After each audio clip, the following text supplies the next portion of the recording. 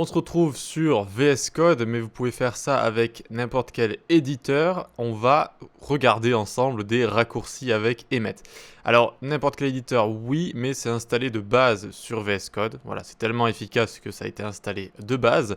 Et sur les autres éditeurs, alors je crois que c'est aussi installé sur PHP Storm, si je ne dis pas de bêtises, mais sinon il faut l'installer via votre installateur d'extension.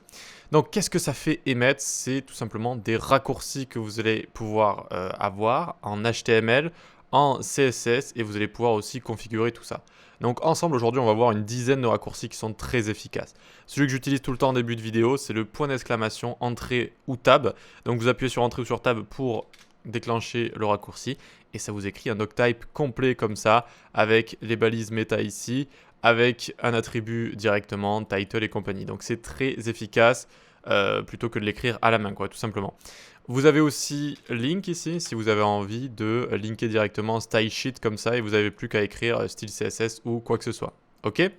Donc très bien, ouais, d'ailleurs je l'avais écrit juste ici, même si on n'a pas de fichier CSS ici.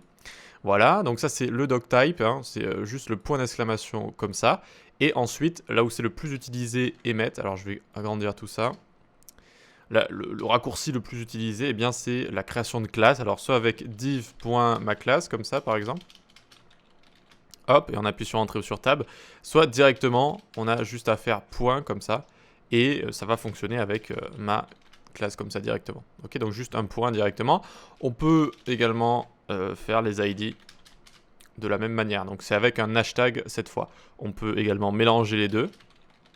Hop, et ça va nous faire ceci. On peut attacher autant de classes qu'on veut et autant d'ID, même si évidemment il faut avoir qu'un seul ID par élément.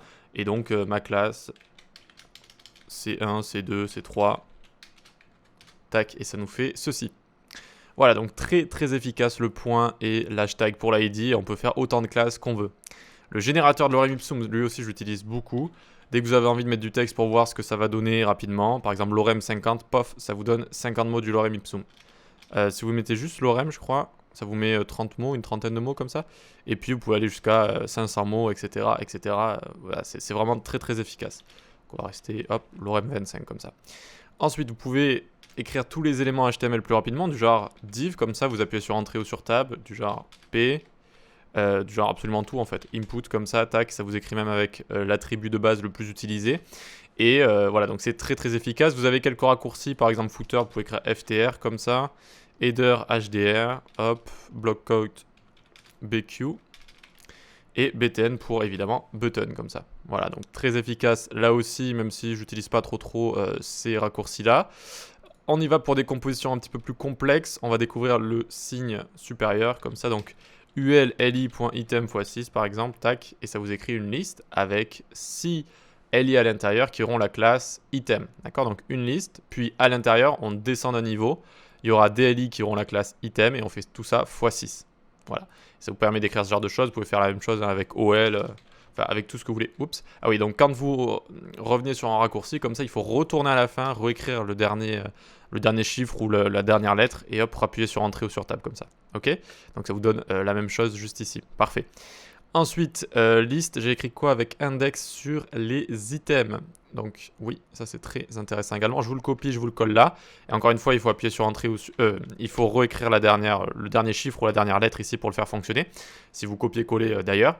Donc ici, on a toujours une liste avec à l'intérieur des li, avec la classe item, et encore une classe item $, comme ça. Qu'est-ce que ça veut dire ce $? Eh bien, ça va nous donner l'index, regardez. Hop, ça nous fait item, item 1, item 2, 3, 4, 5, 6, etc. Extrêmement pratique si on a envie de styliser tous les items avec des couleurs, des formes, etc. de base, et si on a envie de les différencier avec item 2, 3, 4, 5, 6, etc. Ok? Donc c'est vraiment le $ ici qui va vous donner comme ça l'index directement. Hop, directement comme ça. Ok, contenu ensuite. Donc oui, on peut écrire du contenu, par exemple H1, vous écrivez les accolades, hello world. Hop, et ça va vous écrire directement avec Hello World à l'intérieur. Alors là, vous allez me dire, c'est peut-être pas très pratique, il suffit de faire ça, H1 tag et puis on écrit à l'intérieur. C'est pratique quand vous avez des compositions qui sont plus complexes, ça permet d'écrire comme ça un petit peu de contenu. Voilà, et par exemple ici, je vous avais écrit, hop, donc on a quoi là? Une liste avec à l'intérieur des li, et puis chaque li va avoir comme texte à l'intérieur item 1, 2, 3, 4, 5, etc. etc. Donc il vous suffit ensuite de faire ça, hop, et vous avez bien li, item, 1, 2, 3, 4, 5, etc. Voilà, donc ça peut être pratique, même si le contenu à l'intérieur n'est pas le plus utilisé, ça peut être assez pratique. Et malheureusement, on ne peut pas écrire du genre lorem 50 à l'intérieur, ça ne va pas fonctionner comme ça, malheureusement. Éléments de même niveau avec plus, donc je vais vous prendre ça, je vous avais préparé ce code également. Hop, tac, qu'est-ce qui s'est passé ici? Vous voyez qu'on a un H1 et on a une liste. Et donc ils sont de même niveau. Et donc qu'est-ce qu'on fait ici? H1 avec à l'intérieur le texte, le contenu sera liste de courses, et plus UL comme ça, plus UL, et c'est ce plus qui va faire que c'est au même niveau. Je suis en train de m'interroger, liste de courses, ouais, je mettrai plutôt un sans S comme ça.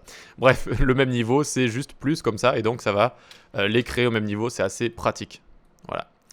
Très bien, ensuite monter d'un étage, parce que là vous pouvez vous dire, bon très bien, maintenant j'ai envie de rajouter, hop, un plus ici, et je vais mettre un bouton par exemple, et hop, et ça fonctionne pas, parce que ça le met en fait au même niveau que LI, vu qu'on était descendu d'un niveau comme ça le met au même niveau que tous les LI. Donc comment remonter d'un niveau, monter d'un étage avec l'accent circonflexe ici.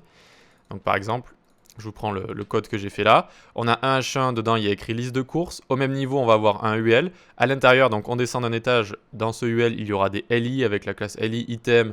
Et à chaque fois, on va avoir l'index. Et puis on remonte d'un étage et il y aura un bouton avec écrit payer maintenant. Ok? Et donc ça nous donne H1, UL, LI et bouton. Hop, on remonte d'un étage comme ça. Voilà, très bien, super. Ensuite, faire des groupes avec les parenthèses, comme ça. Au lieu de s'embêter à remonter des étages, surtout quand il peut y avoir beaucoup d'imbrications, etc., eh bien, on peut créer des groupes comme ça. Donc, ça fait nav plus ce groupe, et ensuite plus footer, par exemple. Et donc, on n'a pas besoin de remonter comme ça. On n'a pas besoin de s'embêter, tiens, je suis à quel niveau, etc., etc. Et hop, ça nous donne ceci. Navigation, header, footer. Voilà, voilà. Donc voilà pour Emmet. Alors c'est disponible avec beaucoup de choses, par exemple avec le JSX, avec React. C'est disponible même avec Vue. C'est disponible un petit peu partout dès que vous avez de l'HTML à faire. Donc il y a quelques petits raccourcis avec CSS et il y a de quoi aussi customiser, donc personnaliser nos raccourcis.